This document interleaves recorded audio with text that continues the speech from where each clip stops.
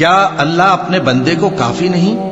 اور اے نبی، یہ تم کو ان لوگوں سے جو اللہ کے سوا ہیں یعنی غیر اللہ سے ڈراتے ہیں، اور جس کو اللہ گمراہ رہنے دے اسے کوئی ہدایت دینے والا نہیں، اور جس کو اللہ ہدایت دے اس کو کوئی گمراہ کرنے والا نہیں۔ کیا اللہ عزت والا بدلہ لینے والا نہیں ہے؟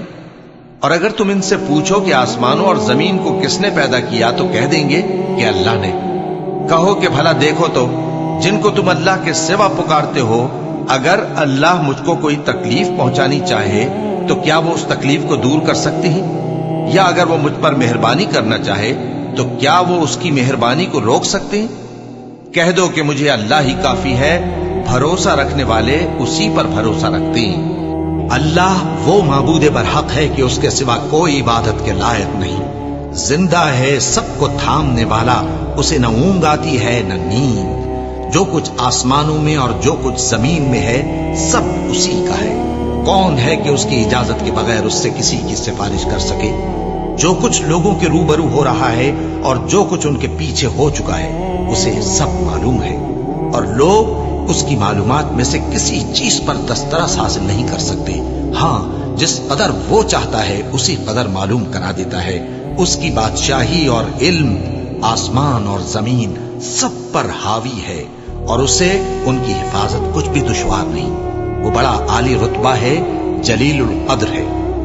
دین اسلام میں کوئی زبردستی نہیں ہے، ہدایت صاف طور پر ظاہر اور گمراہی سے الگ ہو چکی ہے۔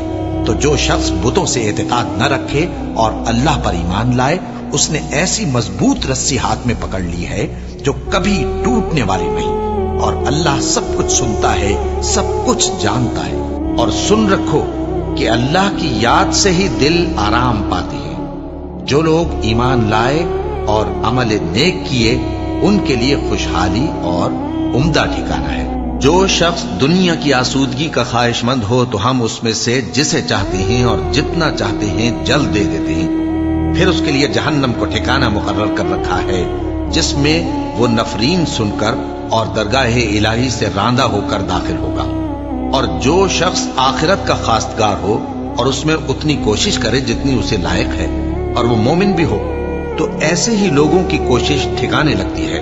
ہم ان کو اور ان کو سب کو تمہارے پروردگار کی بخشش سے مدد دیتی ہیں، اور تمہارے پروردگار کی بخشش کسی سے رکی ہوئی نہیں۔ دیکھو ہم نے کس طرح بعض کو بعض پر فضیلت بخشی ہے، اور آخرت درجوں میں دنیا سے بہت برتر اور برتری میں کہیں بڑھ کر ہے۔ اور اللہ کے ساتھ کوئی اور معبود نہ بنانا کہ ملامتیں سن کر اور بے کس ہو کر بیٹھے رہ جاؤ گے۔ اور اس خدائے زندہ پر بھروسہ رکھو جو کبھی نہیں مرے گا، اور اس کی تعریف کے ساتھ تسبیح کرتے رہو، اور وہ اپنے بندوں کے گناہوں سے خبر رکھنے کو کافی ہے۔ بھلا کون بے قرار کی التجا قبول کرتا ہے جب وہ اس سے دعا کرتا ہے؟ اور کون اس کی تکلیف کو دور کرتا ہے؟ اور کون تم کو زمین میں اگلوں کا جانشین بناتا ہے؟ یہ سب کچھ اللہ کرتا ہے۔ تو کیا اللہ کے ساتھ کوئی اور معبود بھی ہے؟ ہرگز نہیں، مگر تم بہت کم غور کرتے ہو۔